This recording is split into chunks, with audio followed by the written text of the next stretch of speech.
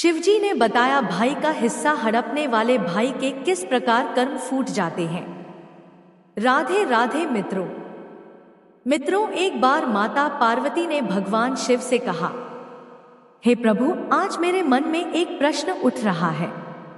यदि आप मेरे प्रश्न के उत्तर देकर आप मुझे संतुष्ट करेंगे तो मेरे मन को बहुत शांति मिलेगा। तब भगवान शिव कहते हैं, हे देवी, आखिर तुम्हारे मन में कौन सा प्रश्न है? फिर माता पार्वती कहती हैं, हे प्रभु, भाई का हिस्सा हड़पने वाले भाई के किस प्रकार कर्म फूट जाते हैं, जिससे भाई भाइयों के अंदर बैर हो जाता है और भाई भाई का दुश्मन बन जाता है। मेरे प्रिय मित्रों, भगवान शिव कहते हैं, हे पार्वती, यह तुम्हारे प्रश्न बहुत ही ज्यादा महत्वपूर्ण है और जो भी व्यक्ति इस प्रश्न के उत्तर समझकर इस पर्याप्त ज्ञान को अपने जीवन में उतार लेता है, उसे जीवन में सुख की प्राप्ति होती है। फिर मित्रों, भगवान शिव कहते हैं, हे देवी पार्वती, अब मैं तुम्हें तुम्हारे इस प्रश्न के उत्तर एक छोटी सी कथा के माध्यम से देने वाला हूँ। इस कथा के माध्यम से तुम अपने इस प्रश्न के उत्तर को ठीक तरह से समझ पाओगी। परंतु मेरी एक शर्त है, जब तक मैं इस कथा सुनाऊं तब तक तुम्हें कथा को ध्यान से सुनना है। तब माता पार्वती कहने लगी, हे प्रभु, मैं आपको वचन देती हूँ कि इस कथा को मैं पूरे मन और लगन से सुनूंगी। आप कृपया उस कथा को आरंभ करें। तो मित्रों, आप सभी से भी विनती है कि आप भी इस कथा को पूरा जरूर सुने। इसे आधा अधूरा सुनना पाप माना जाता है। कथा को शुरू करने से पहले कमेंट में हर हर महादेव अवश्य लिखें। मित्रों, एक नगर में एक सेठ रहता था। उसके 2 पुत्र थे। बड़ा बेटा चालाक और बेईमान किस्म का था, वही छोटा बेटा सीधे स्वभाव का था। सेठ के पास में धन की कोई कमी नहीं थी। इस प्रकार से सेठ अपने परिवार के साथ में हंसी खुशी से अपना जीवन यापन कर रहा था। वहीं एक समय ऐसा आता है कि सेठ का देहांत हो जाता है। फिर सेठ की मृत्यु हो जाने के बाद में सेठ के बड़े बेटे ने मन में विचार किया कि अब पिताजी दुनिया में नहीं रहे, दोनों भाइयों के बीच में संपत्ति का बंटवारा हो जाना चाहिए। फिर सेठ के बड़े बेटे ने अपने छोटे भाई को बंटवारा करने के लिए बुलाया और कहा, पिताजी अब दुनिया में नहीं रहे तो हम दोनों के बीच में संपत्ति का बंटवारा हो जाना चाहिए, ताकि समाज के लोग यह ना कह सके कि बड़े भाई ने छोटे भाई का हिस्सा नहीं दिया। अब तुम एक काम करो, चलो साथ साथ बैठ करके बंटवारे के पहले खाना खा लेते हैं, उसके बाद में फिर संपत्ति का बंटवारा करेंगे। मित्रों, भगवान शिव कहते हैं, हे पार्वती, इस प्रकार दोनों भाइयों ने साथ में खाना खाया और फिर छोटे भाई ने अपने बड़े भाई को जवाब दिया, भैया, बंटवारा आप ही कर लेते, मुझे अपना हिस्सा दे देते, बाकी आप रख लेते, मुझे बुलाने की क्या जरूरत थी। फिर सेठ का बड़ा लड़का कहने लगा, नहीं भाई, मैं यह सुनना बर्दाश्त नहीं कर सकता हूं कि बड़े भाई ने छोटे भाई का हिस्सा मार लिया है। फिर मित्रों, भगवान शिव कहते हैं, हे पार्वती, इस प्रकार सेठ का बड़ा लड़का बंटवारा शुरू करता है और खाने पीने की चीजों से 2 थालियां को सजाता है। एक थाली में मिठाई ज्यादा थी, इस वजह से वह थाली खाली खाली नजर आ रही थी। वहीं दूसरी थाली में पापड़, चावल, भुजिया आदि थे, इसलिए वह ज्यादा भरी हुई नजर आ रही थी। जो थाली खाली खाली दिखाई पड़ रही थी उसमें कीमती मिठाइयाँ, दूध पाक, मलाई, बर्फी आदि रखी हुई थी। और फिर थालियां को सजाने के बाद में सेठ का बड़ा लड़का अपने छोटे भाई से कहने लगा, जैसा भी खाना चाहो वैसी थाली उठा लो, क्योंकि सेठ का बड़ा लड़का यह जानना चाहता था कि बंटवारे के समय उसका छोटा भाई किस बात को तवज्जो देता है, ज्यादा माल लेना पसंद करता है या कम माल लेना पसंद करता है। क्योंकि सेठ के छोटे लड़के को मीठा खाना कम पसंद था, इसलिए उसने पापड़ भुजिया वाली थाली उठा ली और कहा, भैया, मुझे यह खाना पसंद है। और ऐसा कहते हुए छोटा भाई खाना खाने लगा। इस प्रकार सेठ का बड़ा लड़का समझ गया कि मेरे छोटे भाई को ज्यादा माल चाहिए, वह लालची है, इस कारण उसने ज्यादा खाना भरी हुई थाली ली है। अब बंटवारे में मजा आएगा। और फिर ऐसा सोचते हुए सेठ के बड़े लड़के ने बंटवारे के लिए नई तरकीब सोच ली। और फिर खाना खाकर के दोनों भाई कमरे में पहुंचे। और फिर बड़े भाई ने घर के सामान के 2 हिस्से किए।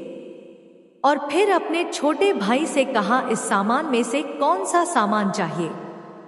वहीं अपने बड़े भाई की बात को सुनकर के छोटे भाई ने सामने रखे हुए सामान की ओर इशारा किया।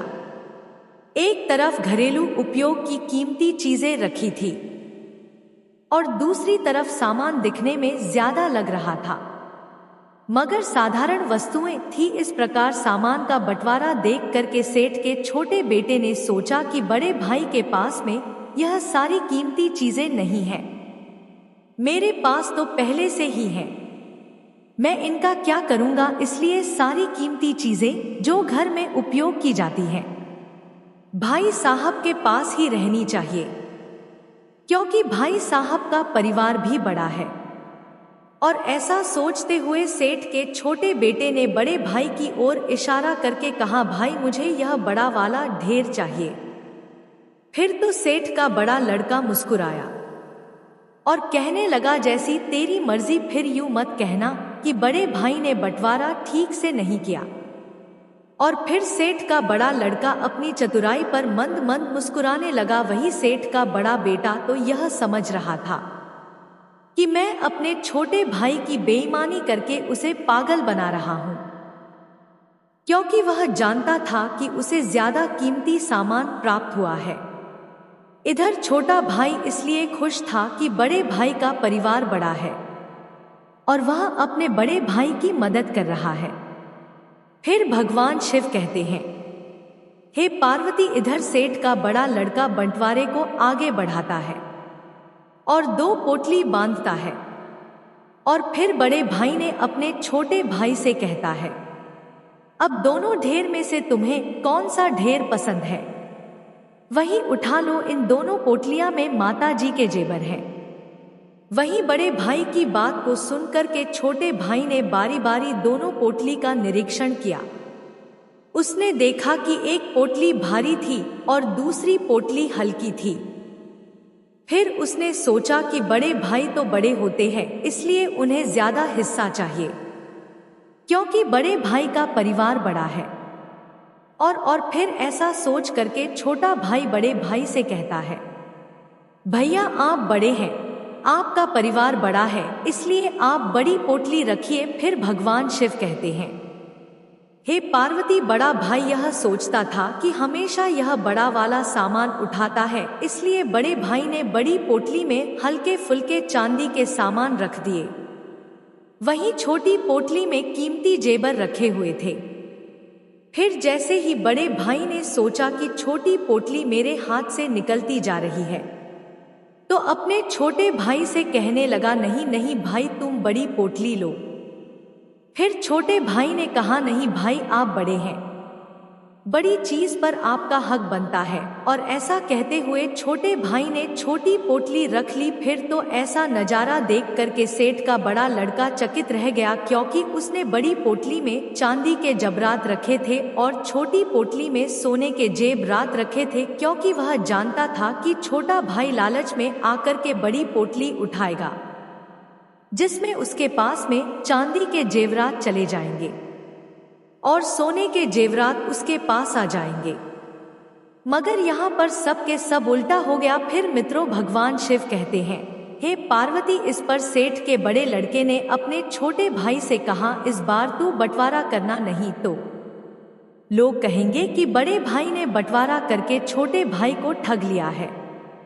क्योंकि बड़े भाई ने सोचा छोटा भाई बंटवारा करेगा तो फिर मैं उठाऊंगा, परंतु इधर छोटे भाई का हृदय कोमल था। वह बड़े भाई का हित चाहता था, क्योंकि बड़े भाई के बच्चे ज्यादा थे, इसलिए छोटा भाई चाहता था कि जमीन का ज्यादा हिस्सा बड़े भाई साहब को मिले। इसलिए वह अपने बड़े भाई को अपने नौक घर पर ले गया और ने बड़े भाई से कहा, भाई यह अपना पैतृक मकान है, पिताजी ने आपके जाने के बाद में इसे बनाया था। फिर तो सेठ के बड़े लड़के ने देखा कि एक और दो मकान और 3 मंजिल भवन खड़ा है, वहीं दूसरी और एक दुकान के पास से अंदर जाने का गेट है। यानी एक और दो भव मंजिल भवन के साथ 2 दुकानें बनी हुई हैं, वहीं दूसरी ओर एक दुकान और पीछे जाने का गेट है। मित्रों, फिर भगवान शिव कहते हैं, हे पार्वती, बड़ा भाई नहीं चाहता था कि जेवरात की तरह वह ठगा जाए, इसलिए उसने छोटे भाई से कहा, तुम ही बताओ मुझे कौन सा हिस्सा लेना चाहिए। फिर तो छोटा भाई कहने लगा, भाई साहब, मेरी राय में आप दूसरा हिस्सा ले लीजिए। वहीं छोटे भाई की बात को सुनकर के बड़ा भाई सोचने लगता है, यह तो छोटा भाई होकर भी बड़े भाई को ठगना चाहता है, स्वयं तो बहुमंजिल मकान और 2 दुकान हड़पना चाहता है। ऐसा सोचते हुए बड़े भाई ने छोटे भाई से कहा, मेरा परिवार बड़ा है, इसलिए मैं चाहता हूं कि यह बहुमंजिल मकान वाला हिस्सा मैं ले लूं। इस प्रकार बड़े भाई की बात को सुनकर के छोटे भाई ने कहा, भैया, आप हिस्सा लेने से पहले एक बार दूसरा हिस्सा देख ले, क्योंकि छोटा भाई मन में सोच रहा था कि भाई को ज्यादा हिस्सा मिले, क्योंकि दूसरे हिस्से के अंदर 8 मकान और लंबा चौड़ा खेत था, साथ ही बहुत सारे मवेशी भी थे, इसलिए बड़े भाई के परिवार का गुजारा अच्छे से हो जाएगा और मुझे भी बड़े भाई की सहायता करने का मौका मिल जाएगा। बस यही सोच करके छोटा भाई अपने बड़े भाई से कहता है कि भाई, एक बार चल करके दूसरा हिस्सा देख लो, फिर निर्णय लेना तुम्हें कौन सा हिस्सा लेना है। फिर मित्रों, भगवान शिव कहते हैं, हे पार्वती, जो भाई बेईमान होता है और भाई के प्रति नियत साफ नहीं रखता है, ईश्वर उसकी बुद्धि का हरण कर लेते हैं। और फिर सेठ के बड़े लड़के की बुद्धि खराब हो गई और वह सोचने लगा कि छोटा भाई उसे ठगना चाहता है, इसलिए बड़े भाई ने कहा, मुझे कुछ नहीं देखना है, यह दूसरा हिस्सा तेरा रहा और पहला हिस्सा मेरे पास रहेगा। वही छोटे भाई ने कहा, भैया, एक बार सोच लो और देख लो, फिर मत कहना यह क्या हुआ।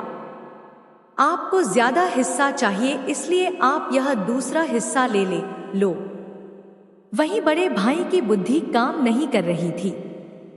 वह जानता था कि खाली जमीन के ज्यादा हिस्से से उसका यह बहुमंजिला मकान अच्छा है, इसलिए उसने छोटे भाई की बात नहीं मानी और सभी पंचों के सामने अपने अपने हिस्से का बंटवारा लिख लिया। फिर बंटवारा हो जाने के बाद में छोटे भाई ने बड़े भाई से कहा, आपको तो 2 मंजिल मकान मिल गया, अब आप एक बार मेरा भी मकान वाला हिस्सा देख लो। और फिर ऐसा कह करके छोटा भाई बड़े भाई को अपना हिस्सा दिखाने के लिए दुकान के पास वाले गेट से अंदर गया। आगे छोटा भाई था, पीछे पीछे बड़ा भाई चल रहा था और फिर जैसे ही बड़ा भाई गेट के अंदर गया, उसे गेट के पीछे लंबा चौड़ा खेत नजर आया। सामने की तरफ 8 भवन बने हुए थे, कई मवेशी भी चढ़ रहे थे। फिर तो ऐसा नजारा देख करके बड़ा भाई दंग रह गया और अपने छोटे भाई से कहने लगा, यह हिस्सा पिताजी ने कब खरीदा था।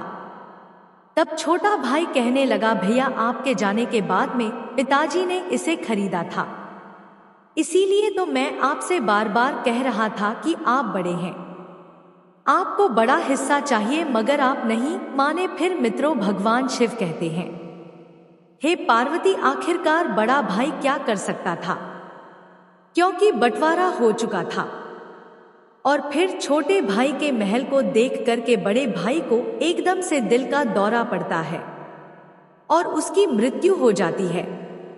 इसलिए कभी भी भाई के हिस्से की बेईमानी नहीं करनी चाहिए, और जो भाई भाई के हिस्से की बेईमानी करते हैं उनका हालत सेठ के बड़े बेटे की तरह ही होता है। मित्रों, किसी ने सच कहा है, बाप बड़ा ना भैया, सबसे बड़ा रुपया। यह आज से नहीं, यह कहावत तो पहले से ही चली आ रही है। इसलिए मित्रों, भाई से हमेशा प्यार करना चाहिए, क्योंकि भाई जैसी चीज दुनिया में दूसरी कोई नहीं है। कहते हैं ना, जिस घर में भाई भाई का प्यार बना रहता है वह घर स्वर्ग बन जाता है। इसलिए मित्रों हमेशा भाई के साथ मिलकर रहना चाहिए। वीडियो अगर पसंद आया हो तो वीडियो को लाइक और हमारे चैनल को सब्सक्राइब करें और अपने दोस्तों के साथ शेयर करें। धन्यवाद और कमेंट बॉक्स में जय श्री कृष्णा अवश्य लिखें।